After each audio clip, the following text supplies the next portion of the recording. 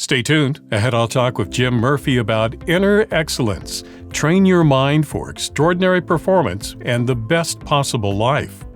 Hi, I'm Dan Skinner, and this is Some Books Considered. Jim Murphy is a performance coach to some of the best athletes and leaders in the world. Most of Murphy's clients have their best year of their careers in their first year of working with him. In addition to coaching professional athletes and executives, Murphy leads Inner Excellence retreats around the globe. He's also the president of the Inner Excellence Freedom Project, which we'll learn more about later. He joins us to talk about his #1 best-selling book, Inner Excellence. Jim, welcome to Some Books Considered. Thank you. Well, there's so much in this book. We can just barely scratch the surface here. So before we talk about a few specifics, give us a brief overview. What are readers going to find here? Well, I spent 5 years full-time writing and researching this book in the desert. Went to go live a life of solitude. Wasn't planning on writing a book. And then when I got there, I decided to become a personal coach to pro baseball players, teach them how to have peace and confidence under pressure. My first 2 athletes did amazing. So then I went to put together a little manual on how to do it. And I called up a sports psychologist and asked him, how can an Olympic athlete train for 4 years for an event that may last less than a minute and have peace and confidence in that situation? That brought more questions than answers. I also asked, how can a pro baseball player, Game 7 of the World Series, bottom of the ninth, 2 out, down by 1, bases loaded, full count, how can that guy have peace and confidence? Same thing. It just brought more questions than answers. So I called another psychologist and another. Spent 5 years full-time writing and research, and the result was the book, Inner Excellence. Well, you were a professional baseball player yourself, and I'm wondering how that experience helped form some of your philosophies about what it means to strive for excellence. Well, 2 things happened. 1, I failed a lot. And 2, my identity was completely wrapped up in my role as a pro baseball player. And when I lost it, I felt like I lost everything. Jim Murphy, pro baseball player, became Jim Murphy, nobody in my mind. And so, this had a huge impact on my life and my ability to relate to pro athletes. And, that's how life is. We're hardwired for love. We're created for relationship. Our greatest need is to be fully known and fully loved. And our greatest fear is to be rejected of that love.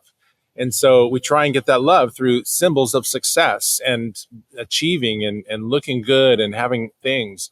And it's really an empty pursuit. But nobody tells us there's a better way to, focus on developing your inner world and walk in love, not fear. Well, as you point out in the book, society gives us all these images and ideas about what it means to be successful, but they're not fulfilling in the long run. So as you point out, we need to find something that really is meaningful. So first of all, how do we shut out all these things that society is telling us and focus on what really matters? Yeah, you really need to slow down your life, simplify your life. There's a lot of people out there now that have anxiety. It's really at epidemic levels. And anxiety is a mind with too many thoughts from too many concerns. And so, we need to simplify our life. And so how are we going to simplify it? There's no way you're going to simplify it unless you prioritize. And we need to prioritize all the way down to one simple life purpose. Otherwise, you're going to be like, oh, what about that? What about that? Oh, I should be doing this. And what about this person? And we need to say, look, how do I want to feel in my life? What do I value most? How do I want to handle adversity? How do I want to live? Who am I meant to become? And really kind of clarify your life purpose. Like, my purpose is to share God's love, wisdom, and courage with athletes and leaders around the world, and with everybody, really. But that's kind of my mission. And making all your decisions from that, that'll help you slow down and eliminate hurry from your life and simplify your life. So part of that, as you write, is about becoming self-aware and also letting go of those things that we cannot control. So give us a little bit of advice about how we do that. Yeah, self-aware. Well, like I said, starting off with your life purpose, that's really crucial. At least starting off with how you want to feel in your life and how you don't want to feel. We don't want to be led around by our feelings, but we do want to, when you're feeling your best, it feels a certain way. And one of the things you can think about is just being present. Work on being present today. With Inner Excellence, we have 4 daily goals. One of those is to be present, because there's no fear in the present moment. Fear is essentially a self-centered future thing. It's self-protection. What's going to happen to me, and what's going to happen to me if such and such happens, or someone thinks this about me, or if I fail. And so the other three goals of inner excellence, 4 daily goals. One is to be present. The other one is to focus on your routines and only what you can control and be grateful. And then the fourth one is to give the best of what you have today, realizing that many days you're not going to have much to give, but you're not required to be your best every day. You're only required, or God only wants you to give the best of what you have. That's all you need to do. The other thing you point out is that we need to focus beyond just the immediate. We need to look at the long-term goal and what we're trying to achieve so that we don't get discouraged and also just to stay focused. Yeah, I had a great conversation with a pro golf caddy yesterday, working with a young pro golfer. And I said the challenge with young people is that they're not able to connect, not able to see the long-term vision. They don't connect work with success, like hard work with success, because they're like, oh, I went out last night and I drank all night and I shot 4 under par. Or, I didn't even do any exercise or try at all. And I got 3 base hits. And so why would I work out every day? Why would I do all these disciplined things? And then, I worked out really hard for 2 weeks straight. And I did every single thing. I didn't eat one bad thing. And then I had a bad game. So that when you're young, it's really hard to see the big picture, that it's so immediate. Like if I do this and it works, I'm just going to keep doing it and wear that same shirt and do that same thing no matter what. But when you get older, then with more maturity, you see that crafting your inner world and being disciplined so you can feel like you deserve great things by how hard you work. And when you love, there's no fear. I'm talking with Jim Murphy about inner excellence. Train your mind for extraordinary performance and the best possible life. And our conversation continues in a moment. If you're enjoying this discussion, please subscribe, like, and click on the bell so you know when I post new interviews. And thank you. One of the things you talk about in the book is our subconscious, because we can do some of the things that you've just talked about and things still turn out wrong. And part of that could be that subconsciously we still have feelings that defeat us in doing the best we can in the moment. So how do we train our subconscious? How do we teach our subconscious what it needs to know to help us be successful?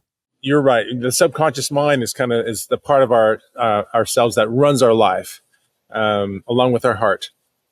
And subconscious is where your beliefs are. And so when I say beliefs, I mean a subconscious comfort level with what you feel is possible in your life. This is what's running your life. And so beliefs can be changed, and beliefs are feelings. And so we want to make sure that every day we're getting more and more positive feelings connected with what's possible in our life and what we want to achieve. Excuse me. And so that means asking yourself some key questions like, am I willing to let go of my past and not carry it with me anymore? And that's scary for a lot of people, because if they let go of their past, then who am I? And so we need to let go of our past, because that's where our failures are, so we can grab onto who we can become. And in order to do that, to let go of our past, we need to let go of the fear of failure and the fear of what will people think of me, fear of looking foolish. We have to be able to embrace that if we want to become who we can become.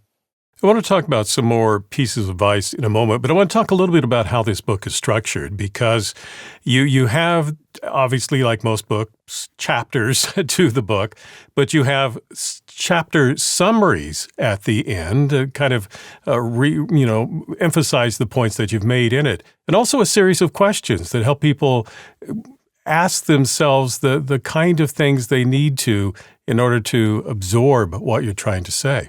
Yeah, I mean, this book is not just for entertainment. It's a book, a manual for you to use, hopefully the rest of your life, to learn and grow every day. And that's the main goal of Inner Excellence: learn and grow. And what I tell people that I work with is, I'm not here telling you what to do. I'm here sharing with you what I'm learning. I'm working on the exact same things you're working on. I'm working on developing self-awareness myself, and I have my own fears and limitations. I'm working on those every day, and we're going to work on them together. I think that's an important point. It's not the sort of thing we say, well, I'm going to read this book and I'm done. Problem solved. This is a daily thing, maybe minute by minute thing that you just need to keep working on it, keep the long haul in mind, and know that if you do this, ultimately things will get better. Yeah, for sure. Like I always think about a 747 going from Seattle to San Diego, constantly off course, and the GPS is constantly bringing it back. And that's the human experience. We're constantly making mistakes, and sometimes I look back on my life, I'm like, man, have I gone backwards? Like 10 years ago, did I have more faith 10 years ago? Was I a better person? I was like, oh man. And so it's so easy to get down on yourself when you make these mistakes. But understand that everyone does the best they can with what they have in their heart at the time. If they had more in their heart, more resources like love, wisdom, and courage, they would have done better.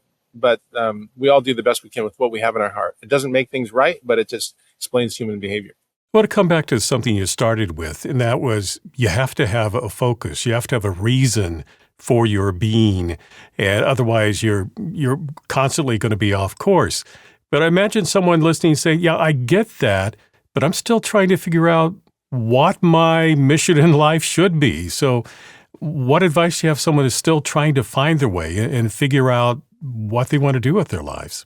Well, if you're, there's a lot of people, probably someone listening right now that's having a really, really hard time right now as they listen to this.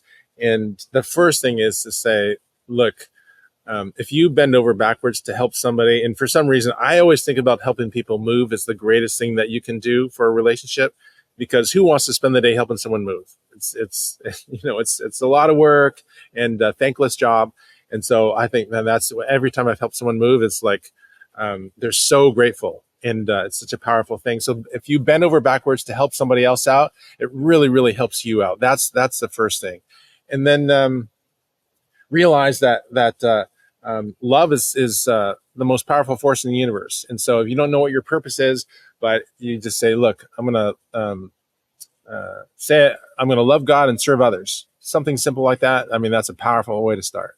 Again, there's so much in this book we won't have time to talk about, but in general terms, what would you say are some of the key concepts that you hope readers are going to take from the book? Yeah, so inner excellence is quite a bit different than a lot of Western culture ideas. First of all, self-centeredness is the biggest challenge we face in performance and in life.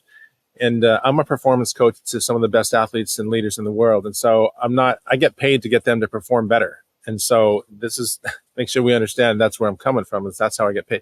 But if you want to perform your best, now we got to break it down into understand what the biggest obstacles are, essentially overthinking, negative thinking, and self-consciousness, and realize if I want to be my best, I need freedom, I need belief, I need to be able to be fully present in the moment. And self-centeredness takes that away. It amplifies our ego and our fear. And when you're selfless, you're fearless. And so that's kind of a start. I want to ask you also about, now looking down to make sure I get this right, the Inner Excellence Freedom Project. Tell us about it, its mission, and the work it does. Oh, man, thanks for asking. Yeah, last weekend we were in Tijuana, Mexico, building a house for a family. And so glad that the family that Youth with a Mission chose for us is the one that we got, because their need is so great. They had a family member kidnapped, and they sent all their extended relatives, sold everything they had to get them back. And it's really sad, but so great we could help them.